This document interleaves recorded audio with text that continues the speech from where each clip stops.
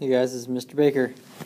This video is for constructing a box plot with a 5-number summary. So we're going to go through how to find that 5-number summary, what's in it, how to apply it to a box plot, and then how to get that from a box plot. 2 ways to look at it. Using the summary to make a box plot, using a box plot to draw out the summary. The box plot is all built around the 5-number summary. The 5 numbers in that summary are the minimum, the first quartile, which is essentially the same as the middle of the lower half of the data, the median, which we know is the middle number of all the data, the third quartile is the middle of the upper half of the data, and the maximum number. Let's go back to our data set here that we took yesterday from our ACT scores. The first thing I would have to do is to order these from least to greatest. I could do that by hand or in my graphing calculator using the sort function. And then the first thing I would need to do is to find that middle number.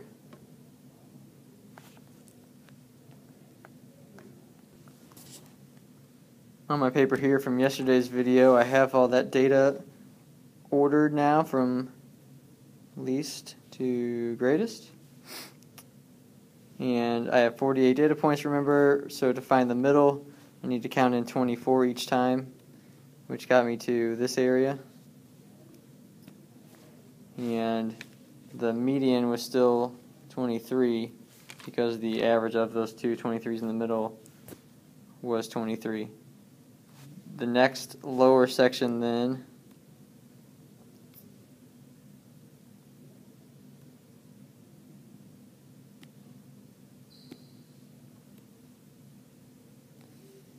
was this half of the data here.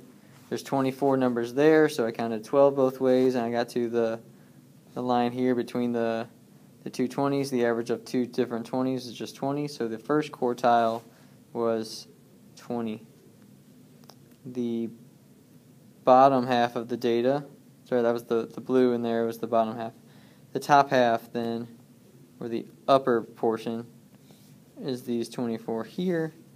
I counted 12 in both ways and got to in between the 25 and the 26.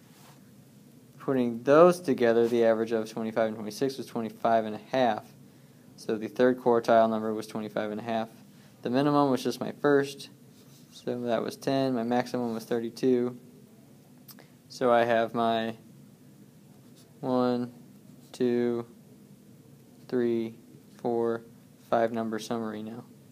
Let's go back to that slide where we were going to write that down. But the min score was 10.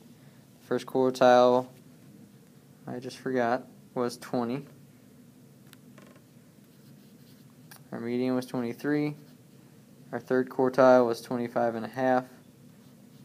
And our maximum was 32.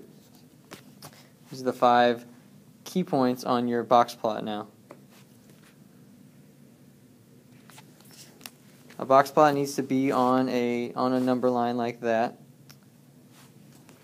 because that's what's going to help you scale that properly and show where numbers are spread out or where they're chunked together. I like to start with my median. My median, remember, was 23. It's going to be my center line. My first quartile was 20. Let's put the other side of the box there. Remember, the third quartile was 25 and a half. So about there. Let's go ahead and finish the box. I want to note real quick right now while I'm at it that in here is the middle 50% of the data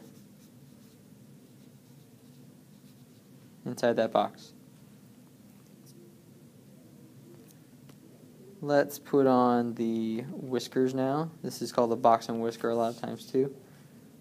Out to 32 goes that one, and out to 10 goes that whisker. Here's my box plot. Let me label again where those numbers came from. Right here on the far left was my minimum. That was the 10. Right here is my first quartile. That might be listed as Q1 sometimes. My median is right here.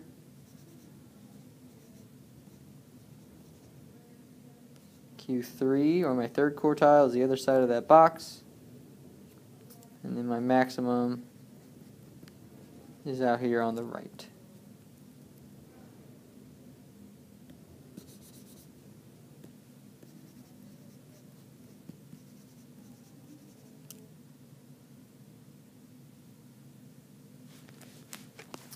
The other thing a box plot shows is how bunched together or spread out data is.